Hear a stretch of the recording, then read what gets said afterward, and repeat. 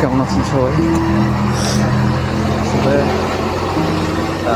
ভিডিওটা করার রিজন হচ্ছে যে সবার তো স্বপ্ন থাকে যে ইতালিতে আসবেন, ইতালিতে এসে ভালো কাজ করবেন, L'autobus sostitutivo অনেক টাকা 7 পয়সা zero ইনকাম anni করবেন। ইতালি 39 না, delle শুধু ore আপনি ইউরোপে যারা আসবেন 17:49 per Pesarnieri, স্বপ্ন proveniente থাকে di সবারই একটা partenza ভালো dal punto di fermata previsto. একটা স্বপ্ন থাকে Ferma a এরকম যে Bergamo তারা Ospedale. ইউরোপে আসবে অ্যান্ড ভালো একটা জব করবে, ভালো একটা স্যালারি পাবে আর কি।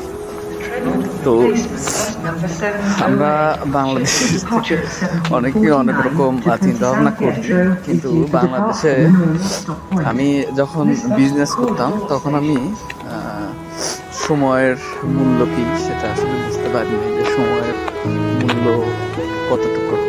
আমি যখন ইউরোপে আসি তারপর থেকে আমি বুঝতে পারতেছি যে সময়ের মূল্য কত।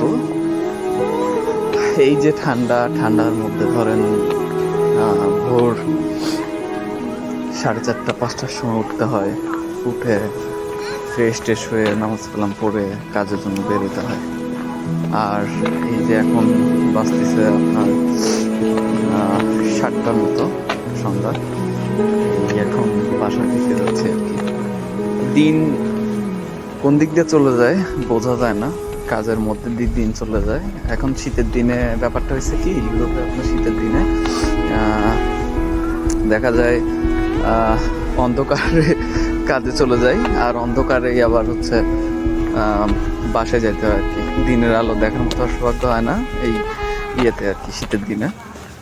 গরমের দিনে আবার দিন অনেক বড় হয়ে যায়, তখন আবার দেখা যায় যে 9টা 9:30টার সময় অন্ধকার হয় আর কি।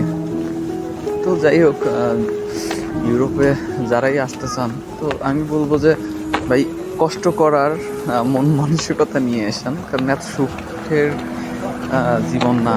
আপনি ইউরোপে যতই চিন্তা করেন আসলে কষ্ট ছাড়া আপনাকে কেউ বেতন দেবে না, আর কষ্ট করলেই জীবনে সাকসেস। L'autobus তো sostitutivo যাই হোক, 7 zero anni alle 9 delle ore 17. সবাই দোয়া করবেন আমার জন্য। তো আর যদি কোনো আপনাদের কথা থাকে তো তাইলে বলবেন, ইনশাল্লাহ সেটার অ্যান্সার দেওয়ার চেষ্টা করব। তো ঠিক আছে, ভালো থাকবেন সবাই।